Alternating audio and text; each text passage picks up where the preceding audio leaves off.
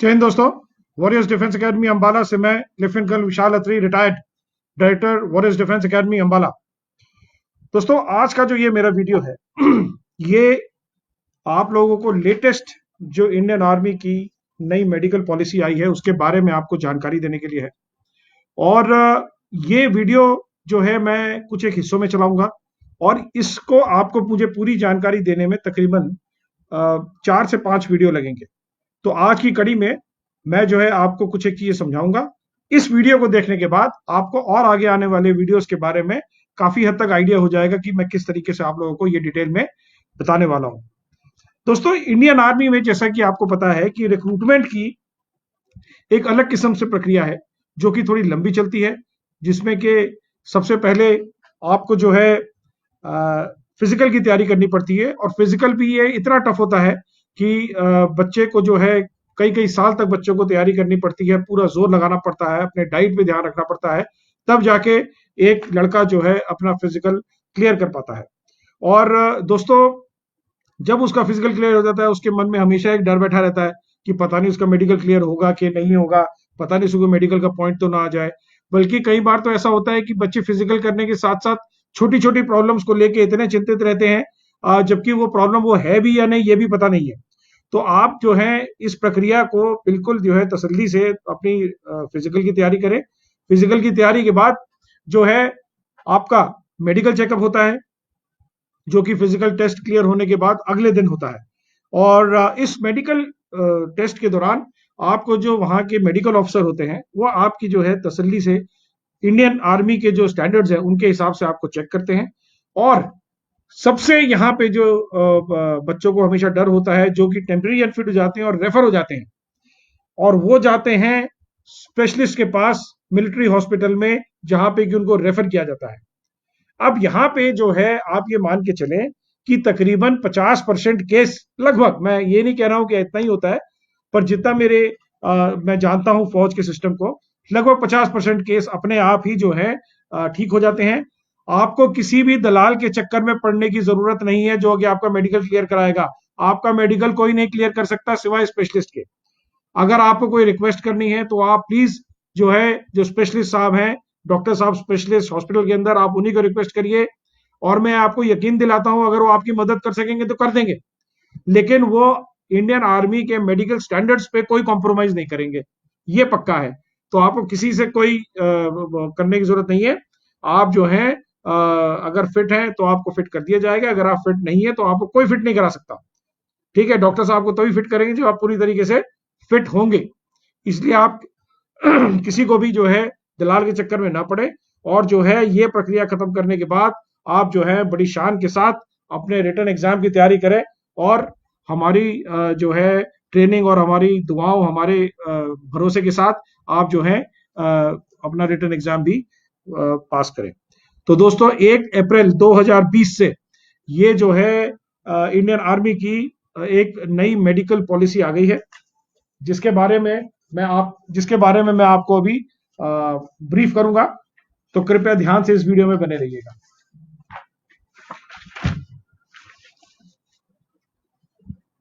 देखिए, इस कड़ी में सबसे पहले जो है मैं आपको इंट्रोडक्शन दूंगा कि ये क्या चीज है।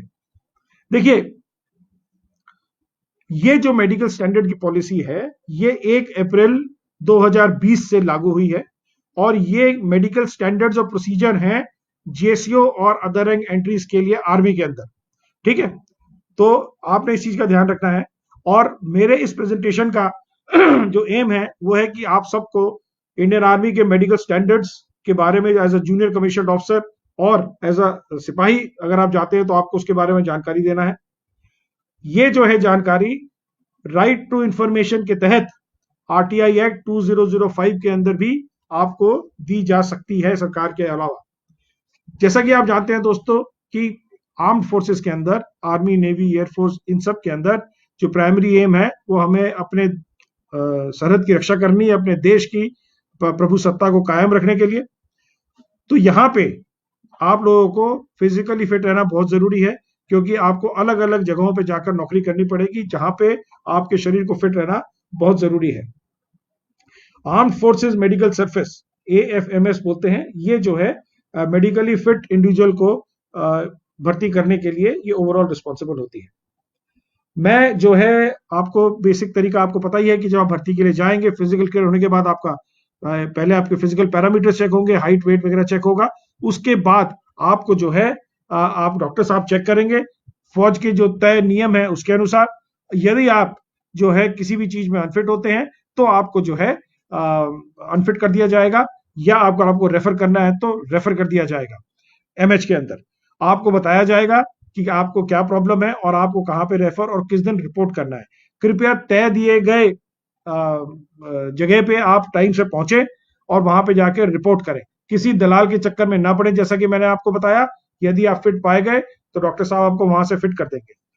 जो बच्चे फिजिकली फिट हो जाते हैं रैली साइट के ऊपर ही, उनको वहीं से एडमिट कार्ड अलॉट हो जाता है। जो बच्चे रेफर्ड केसेस होते हैं उनको तकरीबन हफ्ता या 10 दिन पहले एग्जाम से अपने ARO में जाकर और अपना जो है रिटर्न एग्जाम का एडमिट कार्ड वो कलेक्ट करना होता है।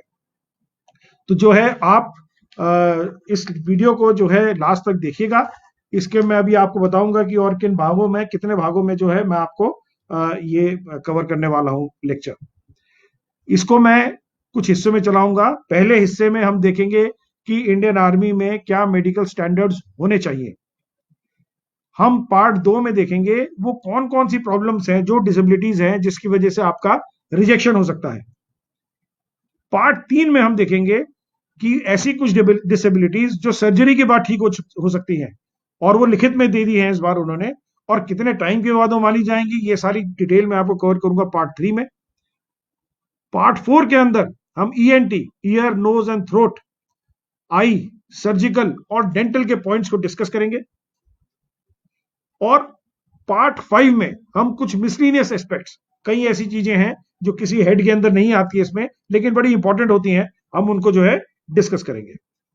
और इसके बाद जो है लास्ट में होगा कंक्लूजन। तो दोस्तों तकरीबन 4 से 5 वीडियोस लगेंगे मेरे को आपको ये सारी चीजें बताने के लिए। आज के जो लेक्चर है इसके अंदर मैं आपको सिर्फ इंट्रोडक्शन पार्ट डिटेल में कवर करूंगा और आपको बताऊंगा कि अगले इस चीज में आपको किन किन चीजों का ध्यान रखना है इंट्रोडक्शन पार्ट में। देखिए सबसे पहले आप ये समझिए कि ये जो है आपका हाइट और वेट चार्ट है। जहां तक हाइट का सवाल है तो इंडियन आर्मी की वेबसाइट पे डिटेल में जो है हाइट और उसकी रिलैक्सेशन दे रखी है, जगह के हिसाब से, आपके स्टेट के हिसाब से। आप लोगों वेबसाइट पे जाकर आप जो है देख सकते हैं। और अमूमन हर किसी को पता होता है कि कौन से ट्रेड में, कौन से इलाके में उसको कितनी हाइट चाहिए। और ये हैं जो स्टैंडर्ड्स आपको जनरली जो है इंडियन आर्मी में अगर हम स्टार्ट करेंगे तो 160 सेंटीमीटर से स्टार्ट कर दीजिए।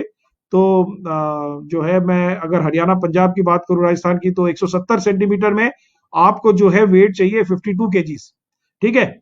और क्लर्क वाले अगर 165 हरियाणा पंजाब राजस्थान का बच्चा है तो उसको वेट चाहिए 49 केजीज। ठीक है। तो आप देख सकते हैं।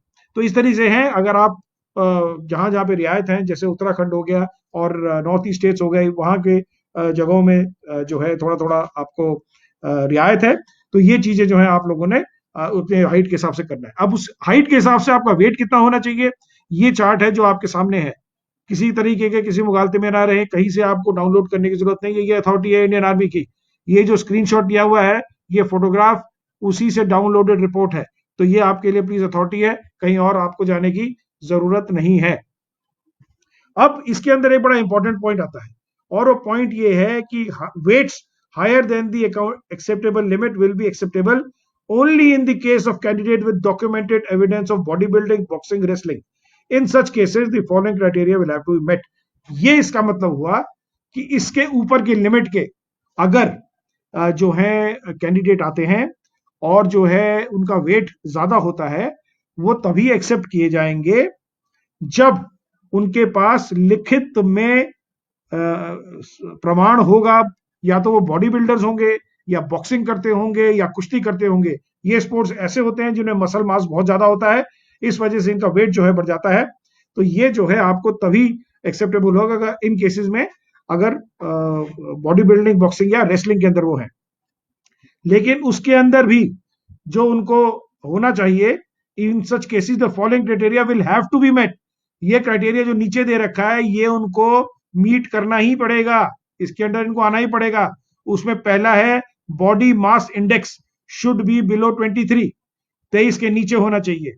Waste hip ratio should be below 0.9 for males and 0.8 for females. Waist circumference should be less than 90 centimeter for males and 80 centimeter for females. Metabolic parameters should be within normal limits. अब ये क्या चीजें हैं, मैं इसको जो है आगे थोड़ा सा आपको डिटेल में इसको बताता चलूं। तो दोस्तों सबसे पहले what is body mass index, जिसकी बात पीछे हो रही है।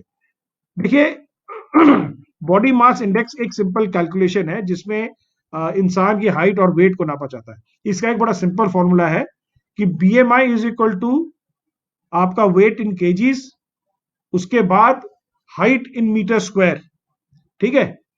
और बीएमआई 25 से ऊपर जो है ओवरवेट मानी जाती है, और जो हेल्दी रेंज मानी जाती है वो 18.5 मानी जाती है, 18.5 से 24.9 तक। तो यदि आप देखें आपके सामने ये देख सकते हैं आप, अगर आपका 18.5 से नीचे है तो आप अंडरवेट हैं, 18.5 से 24.9 तक आप नॉर्मल हैं, 25 से 29.9 तक आप ओवरवेट हैं, 30 से 34.9 आप जो है ओबीस हैं, और एक्सट्रीमली ओबीस आप 35 के अगर आप ऊपर हैं तो जो है आप जो है एक्सट्रीमली ओबीस है। तो ये इसकी जो है कुछ कैलकुलेशंस है। ये कैलकुलेशंस जो है आप इसके कैलकुलेशन यूट्यूब वीडियोस और गूगल पे बहुत है, मैं इस पे ज्यादा समय वेस्ट नहीं करूंगा। आप अपना जो है इसके हिसाब से गूगल करके यूट्यूब करके आप जो है अपना बीएमआई पता कर सकते हैं। इंडियन आर्मी में जो बीएमआई चाहिए वो लेस देन 23 चाहिए, ठीक है। आपका बीएमआई जो है लेस देन 23 होना चाहिए। अब हमने अगली बात करी थी वो थी हिप वेस्ट रेशियो की। तो हिप वेस्ट रेशियो क्या है? देखिए हिप वेस्ट रेशियो जो है वो है आपके डायमेंशंस, जो आपके सरकमफ्रेंस जो दायरा है आपकी वेस्ट का, आपकी कमर का और आपके हिप्स का, ये जो है मेजरमेंट है इसका। तो आपको जो है मैं एग्जांपल देके समझाऊं तो एक आदमी जिसकी 30 इंच की कमर है, मतलब लगभग 76 सेंटीमीटर की कमर है, और उसकी जो है हिप का सरकमफ्रेंस, जो उसके हिप्स हैं वो 38 इंचेस यानी कि 97 सेंटीमीटर है, तो उसकी जो वेस्ट हिप रेशियो होगी वो होगी 0.78। तो वेस्ट हिप रेशियो आदमियों के लिए 0.9 से कम चाहिए, और जो है 0.8 से कम चाहिए लेडीज के लिए, लड़कियों के लिए 0.8 से कम चाहिए और आदमियों के लिए 0.9 से कम चाहिए। लेकिन इसमें साथ साथ आपको ये ध्यान रखने की जरूरत है कि जो कमर की जो सरकमफ्रेंस है, कमर आपकी जो है 90 सेंटीमीटर से ज्यादा ना हो मेल्स के लिए, इंसान मतलब आदमियों के लिए, और 80 सेंटीमीटर फीमेल्स के लिए, ठीक है। बात समझ आ गई आपको? और 90 सेंटीमीटर आदमियों पे और 80 सेंटीमीटर लड़कियों के अंदर ये आपकी जो है कमर का साइज होना चाहिए सेंटीमीटर्स में, और अकॉर्डिंगली उसके जो आपकी हिप और वेस्ट रेशियो है वो आदमियों की 0.9 से कम होनी चाहिए और लड़कियों की 0.8 से कम होनी चाहिए, ठीक है। तो दोस्तों ये आज का जो वीडियो था ये यहीं तक था इंट्रोडक्शन पार्ट के अंदर। अब जैसा कि मैंने आपको बताया अगले जो है हिस्सों में मैं कवर करूंगा आपके जो भी मैंने स्लाइड में बताए थे मेडिकल स्टैंडर्ड्स के बारे में, कौन कौन सी जो है आपको प्रॉब्लम आ सकती हैं, कौन कौन सी चीजें जो है कितने दिन के बाद ऑपरेशन से ठीक मानी जाएंगी, ये सारी चीजें मैं आपको डिटेल में बताने की कोशिश करूंगा। तो आशा करता हूं कि ये जो है पहला वीडियो आपको पसंद आया होगा। अगर पसंद आया होगा तो प्लीज इसको लाइक करें, शेयर करें, हमारे फेसबुक चैनल, हमारे फेसबुक पेज पे उसको लाइक करें और फॉलो करें। यूट्यूब चैनल पे जाएं, वॉरिस डिफेंस एकेडमी अंबाला के नाम से है, अब मेरी फोटो लगी हुई है उसके ऊपर, उसको भी लाइक सब्सक्राइब करें और बेल आइकन दबाएं ताकि ऐसे वीडियोस आपको आगे भी मिलते रहे और उसके नोटिफिकेशन आप तक पहुंचते रहे। अगले वीडियो मैं बहुत जल्द जो है कल या परसों के अंदर इसको दोबारा डालूंगा। इसको आप तब तक वीडियो को देखिए और समझिए। अगला वीडियो बहुत जल्दी शीघ्र ही आपके पास आ रहा है। Thank you very much. जय हिंद।